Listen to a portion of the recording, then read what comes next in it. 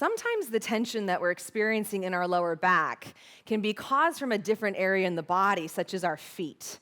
So let's do a little experiment today and see how much the tension that might be held in our feet is actually affecting our back.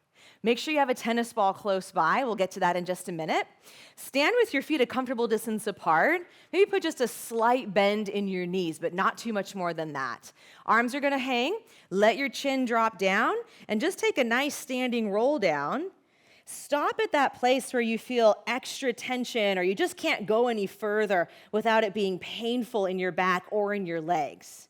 Make a note of where that is, where your hands have landed in space, and what you're actually sensing happening in your body.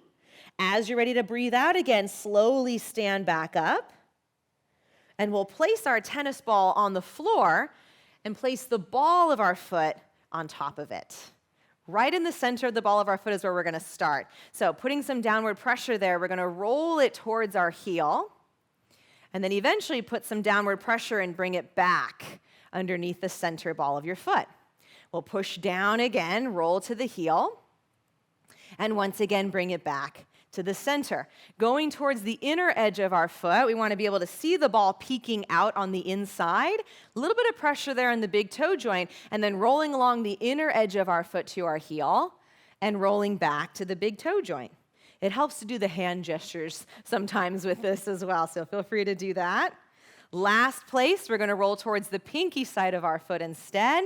Press down. You don't want it to be painful, but a little bit of pressure is a good thing. Okay, bring it back. A little bit of soreness, you might experience that.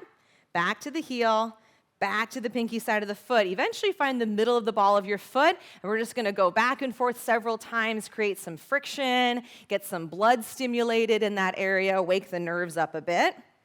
And then eventually take that foot down onto the floor. Notice any sensation differences, even color or texture differences to your skin. Arms are hanging. Let's take that standing roll down.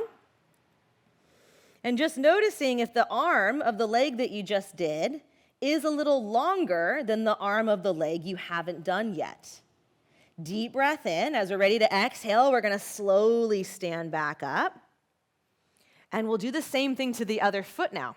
So finding the center, the ball of that foot, putting some downward pressure there, and then right away go through the center of your foot to your heel, take it back to the ball of your foot or the knuckles, and then we go back to the heel and back to the knuckles. Let the ball peek a little bit on the inside, so the big toe joint is now on it, pressing down as much or as little as it feels comfortable, and come back.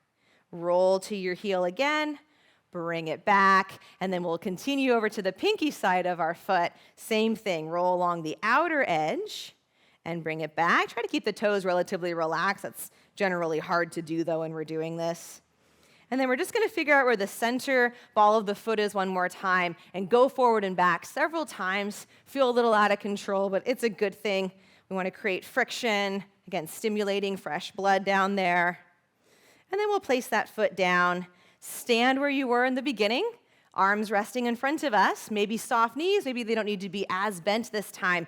Take that roll down, and as you get to the bottom, just notice if you are able to get lower than you were the first time. Breathe in down here. As you're ready to exhale, let's slowly come up. And hopefully this has helped us find better connections of where areas of tension might be held in our bodies.